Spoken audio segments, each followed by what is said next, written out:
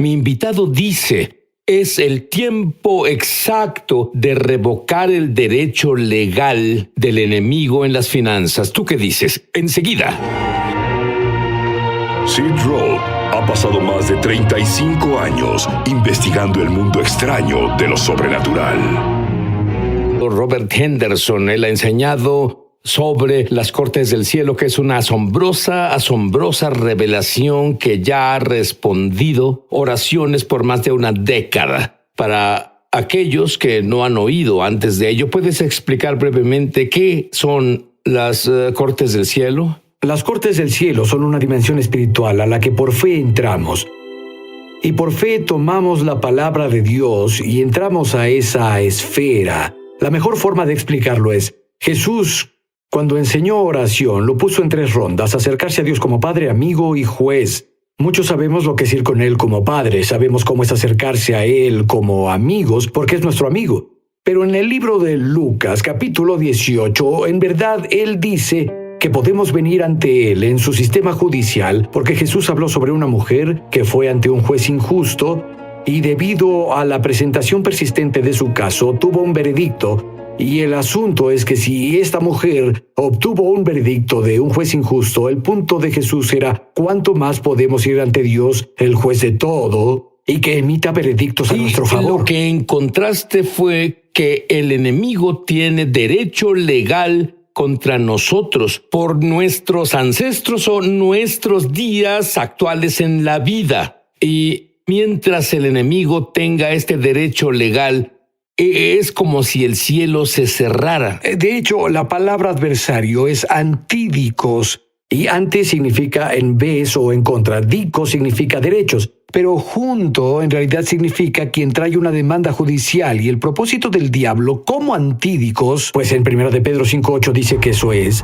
el poder del diablo como el antídicos es negar lo que es nuestro por derecho.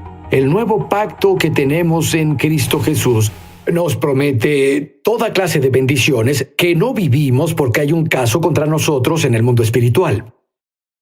Ahora, ¿cómo rayos brincaste de todas estas maravillosas áreas a las finanzas?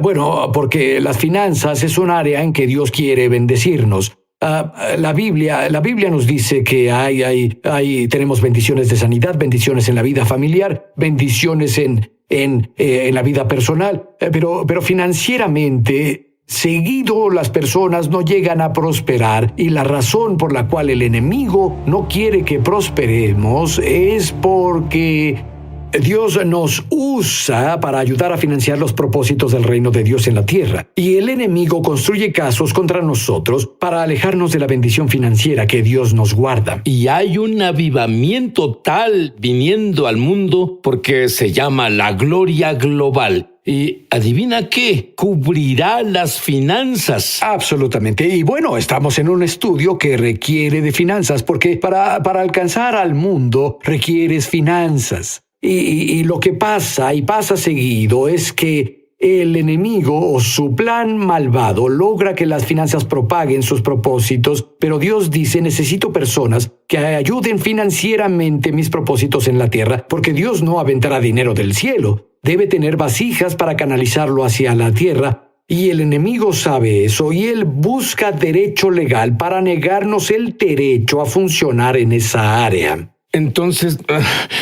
¿tú crees que Dios quiere que todos tengan mucho dinero? Creo que Dios quiere que todos prosperen. A mí, lo que normalmente le enseño a las personas es esto, que cuando el hijo pródigo miró y dijo, mira mi condición, estoy en un chiquero, él dijo, ¿cuántos jornaleros de mi padre? Y eso literalmente significa que no eran hijos e hijas, eran sirvientes en la casa. ¿Cuántos jornaleros de mi padre tienen comida de sobra? Así que le digo a las personas, y creo que el estándar de Dios para nosotros es cubrir nuestras necesidades y tener sobras, pero no es que todos sean ricos, significa que vivimos una vida próspera. Y seguido luchamos y nos distraemos de lo que Dios nos llamó a hacer porque estamos ocupados tratando de sobrevivir. Y sé que es la realidad en la vida de la gente. Sé que fue la realidad en mi vida en momentos pasados, Pero debo decir, cuando descubrí las cortes del cielo, Sid, y comencé a deshacer asuntos de mi linaje y diferentes otros asuntos, te digo que algo se rompió y la bendición de Dios comenzó a llegar. Yo creo que Dios hará que muchos creyentes prosperen, creo que el diablo está nervioso porque todo ese dinero va a la expansión del reino. En realidad oí al Señor decirme, dijo, comerás grosor y beberás de lo dulce y enviarás porciones para quien no tiene nada. Esto sale de Nehemías 8, versículo 10.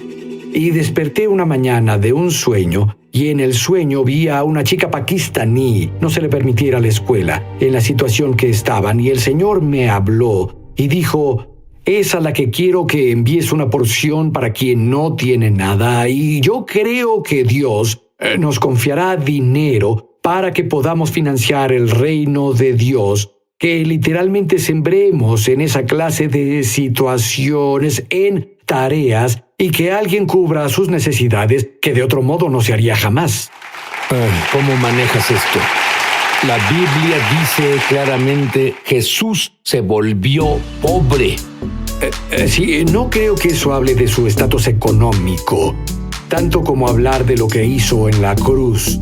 Porque cuando Pablo escribió, dice, aunque era rico, por amor a ustedes se hizo pobre para poder hacerlos ricos. Porque la cruz fue un trueque. La cruz fue una transacción donde Jesús tomó lo que era nuestro y nos dio lo suyo. Otra cosa que señalas, y voy a decirte algunas de las cosas que encontrarás en este show, nunca las oíste antes. Deuteronomio 8:18, ¿oíste eso antes tal vez? Él te da el poder de hacer riquezas. Lo han malentendido totalmente. Explícalo. Bueno, él dice, te da poder para hacer las riquezas a fin de confirmar el pacto que juró a tus padres. Y hay otras cosas aquí, pero lo primero que es muy claro es que Él no nos da riqueza, Él nos da el poder para crear riqueza. En otras palabras, ideas, entendimiento creativo, favores, conexiones que vienen porque la bendición de Dios está sobre nosotros, pues somos el pueblo del pacto. Y la Biblia dice, Él te da poder para hacerlas. Esa palabra, hacer, literalmente podemos tener la idea de concebir algo, y la forma en que la riqueza viene es que Dios deje una idea en tu espíritu. Pero bueno, muchos siempre pensamos, y tal vez pase una vez en un trillón de años, que vayamos al buzón y haya un cheque de $10,000 ahí. Esa no es la norma, esa es la excepción. Eso es correcto, porque la forma en que Dios lleva la riqueza a tus manos y hacernos prosperar es impartiéndonos el poder de hacer riqueza, la bendición de Dios sobre nosotros. Creo que es un resultado por ser personas de su pacto. Y entonces, de nuevo, cuando Jesús murió en la cruz, Él trató con el pecado, trató con la enfermedad, trató con el espíritu de pobreza que quiere controlarnos. Y eso le digo a las personas, que quiere determinar nuestro futuro en vez de lo que Dios dice. ¿Qué dice la Biblia sobre la transferencia de riqueza del fin de los tiempos? Bueno, claramente en las Escrituras la Biblia promete que al pecador da el trabajo de recoger para darlo al que agrada a Dios. Y en realidad creo que es interesante porque Él no solo dice la riqueza será transferida. Entendemos al ser transferida la riqueza, el pecador y sus planes, lo que ha propagado en la tierra. Ellos perdieron su influencia porque la riqueza produce influencia.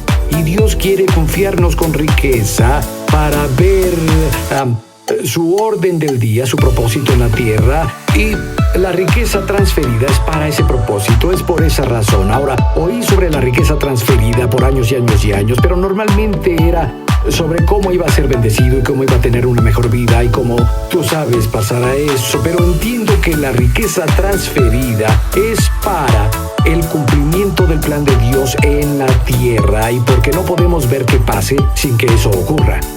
Y hay algo que tú haces y que quienes nos ven pueden hacer, que hizo la diferencia en el mundo y la revelación que tienes, que nos permite alcanzar la riqueza transferida, y lo has hecho por muchos años. Se llama orar en lenguas. Sí, absolutamente, oro en lenguas, lo mencionaste el otro día. En realidad oro en lenguas mucho. Cuando estoy en mi tiempo de orar, la mitad de mi tiempo lo paso orando en el Espíritu, porque abre tu corazón en lenguas, abre tu entendimiento natural. Por eso el apóstol Pablo dijo, oro en el Espíritu, oro en mi entendimiento. Y el orden es muy importante aquí. Canto en el Espíritu, canto en mi entendimiento. Porque funcionar en la esfera espiritual en verdad abre la esfera del entendimiento, que es de donde vienen las revelaciones, de ahí vienen las ideas. El poder para hacer riqueza puede impartirse. Mi hijo viaja conmigo en aviones a veces, y él le dijo a su madre una vez, él le dijo, papá está hablando solo.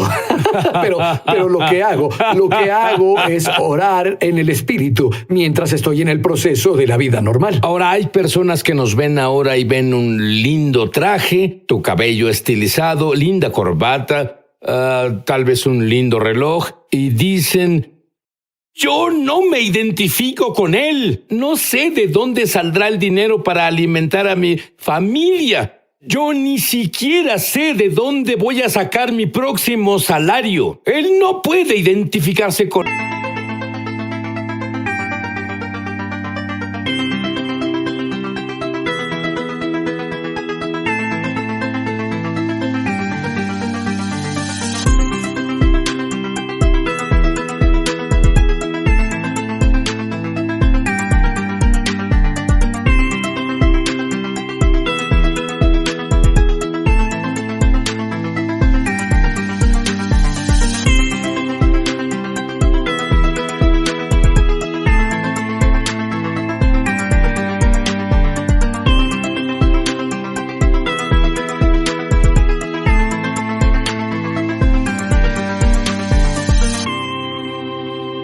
conmigo, todo lo que él enseña no aplica conmigo, ¿qué les dirías? Diría que están completamente mal, porque si conocieran mi historia, se asombrarían por lo que Dios hizo.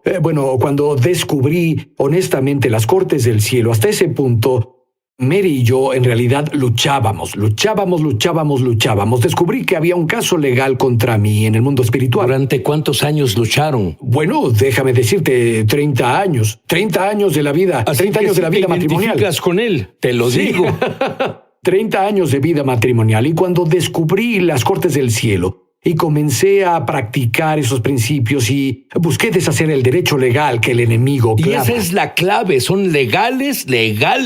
Y ¿no dice la Biblia que el diablo es un acusador? Está ahí acusándote por los derechos legales. Algunos los conocen, algunos no los conocen. Pero ¿qué pasa cuando esos derechos son removidos? Bueno, en la esfera de la que hablamos, la bendición y prosperidad vienen. Vamos, Sid, me asombré del todo. Estaba absolutamente asombrado con las ideas que usé y no funcionaron, pero ahora funcionaban. Los conceptos y los principios. Ha sido una cosa asombrosa, donde de pronto las cosas comenzaron a prosperar. Pienso en Pedro. Cuando Pedro pescó toda la noche y no atrapó nada, Jesús dijo, ve a lo profundo y suelta tu red. Y a la orden del Señor lo hizo renuente, lo hizo y pescó una gran cantidad. Y le digo a las personas, escuchen, no sobreespiritualicen esto. ¿Qué significaban los peces para Pedro? No significaban almas, significaban dinero. Significaban para Pedro el tener dinero caído de arriba. Ahora, porque algo cambió de la noche a la siguiente mañana. Un cambio completo porque oyó la palabra del Señor y caminó con ella. Y lo que tú dices es que muchos cristianos tienen espíritu de pobreza. ¿Qué es un espíritu de pobreza? Pues un espíritu de pobreza es una forma de pensar, puede ser una mentalidad, pero creo que más que nada es algo que el diablo usa, es una maldición que él usa para en realidad limitar el resultado que vemos de nuestra labor. La pobreza no es una situación económica, es una entidad espiritual, pero el escritor de Proverbios dice, entonces tu pobreza te asaltará como un bandido, la escasez te atacará como un ladrón armado y maleante. Así que tienes que romper el acuerdo con esa entidad espiritual. Si fuera solo una condición, entonces cambiarías algunas cosas que haces en lo natural, pero no solo es una condición, en realidad es un ser espiritual con quien debemos romper acuerdos. Bueno, tienes muchas gemas, no tenemos tiempo para cubrirlas todas, pero todo está en el libro. Cuando regrese, Robert reprenderá al espíritu de la pobreza de tu vida y orará porque entres en la gloria, la esfera de los milagros. Robert, Tú enseñas que el dinero tiene una voz. ¿A qué te refieres? Bueno, en Hebreos capítulo 7, versículo 8, la Biblia dice que habla de Jesús como nuestro Melquisedec, sumo sacerdote. Ahí Él recibe el diezmo, y cuando brindo mi diezmo, Él lo recibe. Y dice, se da testimonio de que Él vive. La palabra testimonio literalmente significa dar un testimonio judicial. Y mi testimonio judicial, desde mi diezmo, en realidad me conecta a su vida presente. La oración que Él dice a mi favor justo ahora. Y cada vez que brindo mi diezmo, imparto un testimonio judicial en el cielo que dice, creo que Él vive. Tú vas de una revelación a otra, pero luego en realidad son remarcadas cuando dices historias reales del diezmo y cómo abrió acceso a todo lo milagroso. Dime sobre el pequeño niño que murió y daré un prefacio diciendo, cada vez que él comparte esta historia, la presencia de Dios manifestada viene.